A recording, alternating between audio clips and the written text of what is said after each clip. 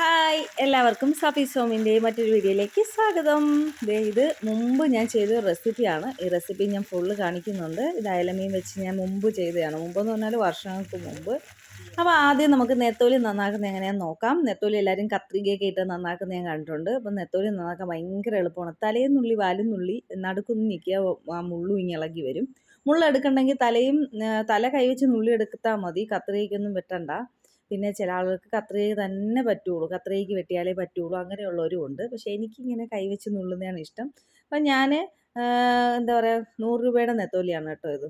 100 രൂപയ്ക്ക് കുറച്ച് നെത്തോലി കിട്ടിയതാണ്. അപ്പം ഞാൻ വിചാരിച്ചത് നെത്തോലി മീൻ കറിയും വെച്ച് തോരൻ വെക്കും. ഞാനേറ്റ് പച്ചമുളകും വെളുത്തുള്ളിയും ഒക്കെ അരച്ചിട്ട് തേങ്ങയൊക്കെ അരച്ചൊരു തോരൻ വെക്കും. നമ്മൾ ഞണ്ട് കൊഞ്ചൊക്കെ കറി വെക്കും പോലെ, തോരൻ വെക്കും പോലെ വെക്കാറുണ്ട്. അപ്പം ഞാൻ വെച്ച റെസിപ്പി എന്തായാലും അങ്ങനെ കാണിക്കാം എന്നാണ് വിചാരിച്ചത്. പിന്നെ ഞാൻ മീൻ നുള്ളി കഴിഞ്ഞപ്പോഴത്തേക്കൊക്കെ പ്ലാനൊക്കെ മാറി. അയലമീനും കിട്ടിയിട്ടുണ്ടായിരുന്നു, നല്ല 3 ഫ്രഷ് അയലമീൻ. അപ്പം ഞാൻ വിചാരിച്ചു എന്തായാലും ഒരു കാര്യം ചെയ്യാം, നമുക്ക് ഈ മീൻ നുള്ളുന്ന സമയത്ത് അങ്ങനെയൊന്നും പ്ലാനിങ് ഒന്നുമില്ല. എൻ്റെ മനസ്സിൽ നമുക്ക് അയലമീൻ തിരിച്ച് ഫ്രിഡ്ജിൽ വെക്കാം, നാളെ മുളക് കറി വെക്കാം എന്നൊക്കെയാണ് പ്ലാൻ. അപ്പം ഞാൻ എന്താ ചെയ്തു, പെട്ടെന്ന് മീൻ നുള്ളി എടുത്തു. മീൻ കറി നല്ല പുളിഞ്ചിക്ക കിട്ടിയിട്ടുണ്ട്. പുളിഞ്ചിക്കയും നല്ല മണമുള്ള മുളകില്ലേ അതൊക്കെ ഇട്ട് മീൻ കറി വെക്കണം. മീൻ കറിയും വെച്ച് തോരനും വെച്ച് ഫ്രൈയും ചെയ്യാനുള്ള ഒരു അതിലുണ്ട്. അതെൻ്റെ ഫ്രണ്ടാണ് കേട്ടോ. അപ്പം ഫ്രണ്ട് വന്നതാണ്, അപ്പുറത്ത് കാണുന്നത് ഫ്രണ്ട് മീനൊക്കെ ആയിട്ട് വന്നതാണ്. അപ്പോൾ എന്തായാലും നമ്മളിന്ന് മൊത്തം നെത്തോലി മീനിൻ്റെ കളികളാണ്. അപ്പം മീനൊക്കെ നന്നാക്കി എടുത്തതിന് ശേഷം പിന്നീട് ഞാൻ അയലമീൻ വൃത്തിയാക്കി എടുത്തു. അയലമീൻ വൃത്തിയാക്കിയപ്പോഴാണ് എൻ്റെ പ്ലാൻ ഫുൾ ചേഞ്ച് ആയത്. അയലമീൻ കണ്ടപ്പോൾ പെട്ടെന്ന് വർഷങ്ങൾക്ക് മുമ്പ് ഞാനൊരു റെസിപ്പി ചെയ്തായിരുന്നു. അപ്പോൾ എൻ്റെ മനസ്സിൽ എന്തുകൊണ്ട് എനിക്ക് ഇന്ന് ആ റെസിപ്പി ചെയ്തുകൂടാ, നല്ല പച്ച മീൻ കിട്ടി, അത്യാവശ്യം വലിപ്പവും ഉണ്ട്. അപ്പോൾ ഞാൻ അതിൻ്റെ തല കളയാതെ തലയുടെ അകത്തൂടെ പൂവെടുത്ത് കളഞ്ഞു, വയറ് കീറി വേസ്റ്റും എടുത്ത് കളഞ്ഞു. എനിക്ക് ഈ വയറിനകത്ത് ഈ കറുത്ത കളർ സാധനം ഇരിക്കുന്നത് എനിക്ക് ഇഷ്ടമില്ല മീനിൻ്റെ വയറിൽ. അപ്പോൾ ഞാൻ നന്നായിട്ട് വൃത്തിയാക്കിയതിന് ശേഷം അതിനെ സാധാരണ ഞാൻ ചരിച്ചാണ് വരയ്ക്കുന്നത്. ഇതങ്ങനെയല്ല, നേരെ സ്ട്രെയിറ്റിന് വരഞ്ഞു, നന്നായിട്ട് വരഞ്ഞു വെച്ചു.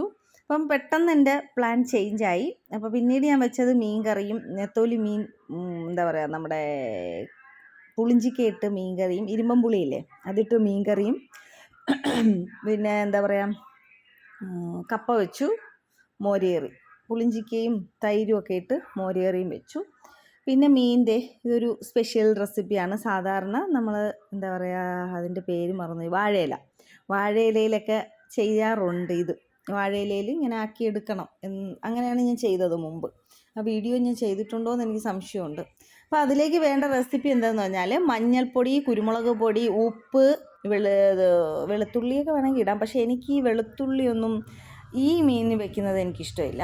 അപ്പോൾ കറിവേപ്പിലയും കൂടെ ഇട്ട് നന്നായിട്ട് പുരട്ടുക. അപ്പോൾ മഞ്ഞൾപ്പൊടി, കുരുമുളക് പൊടി, ഉപ്പ്, കറിവേപ്പില ഇത്രയും ഇട്ട് നന്നായിട്ട് പുരട്ടിയതിന് ശേഷം ഒരു നാരങ്ങയുടെ 1/4 മുറി എടുത്ത് പിഴിഞ്ഞൊഴിച്ചു. ഇതിന് ശേഷം തേങ്ങ പൊട്ടിച്ചെടുക്കുകയാണ്. തേങ്ങ പൊട്ടിച്ചെടുത്താൽ നമുക്ക് എന്താ പറയുക, അത് കുടിക്കണമല്ലോ. തേങ്ങ പൊട്ടിച്ചാൽ അതിൽ വെള്ളം കുടിക്കുക എന്നതാണ്. പിന്നെ നമ്മളൊരു ഫ്രൈ പാൻ അടുപ്പിലോട്ട് വെച്ചു. അതിലേക്ക് നമുക്ക് തേങ്ങയുടെ വെളിച്ചെണ്ണ ഒഴിച്ചു കൊടുക്കാം. വെളിച്ചെണ്ണ കുറച്ച് ഒഴിച്ചാൽ മതി കേട്ടോ, ഒരുപാടൊന്നും വേണ്ട.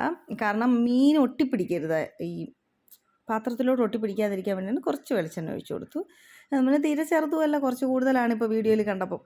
എന്നിട്ട് മീനെല്ലാം നുള്ളി പറക്കി വെച്ച് കൊടുക്കാം. എല്ലാം എന്ന് പറഞ്ഞാൽ 3 അയല മീനും നല്ല അടിപൊളിയായിട്ട് അങ്ങോട്ട് പറക്കി അടുക്കി വെച്ച് കൊടുക്കുക. അടുക്കി വെച്ച് കൊടുത്തതിന് ശേഷം തേങ്ങാപ്പാൽ ഞാൻ എടുത്തതെന്ന് പറഞ്ഞാൽ ഒരു തേങ്ങയെ 2ആയിട്ട് മുറിച്ചതിൻ്റെ ഒരു 1/4 ഭാഗം, അല്ലെങ്കിൽ എനിക്കിപ്പോൾ 3 മീനല്ലേ ഉള്ളൂ, അപ്പോൾ പകുതിയൊക്കെ മതിയായിരുന്നു. അപ്പോൾ അതെടുത്തു. 1-ാം പാലും എടുത്തു, 2-ാം പാലും എടുത്തു. വെള്ളം കുറച്ച് വേണം എടുക്കാൻ കേട്ടോ, ഒരുപാട് വെള്ളം വേണ്ട, ഏകദേശം ഒരു 3/4 ഗ്ലാസ് വെള്ളമൊക്കെ മതിയാവും.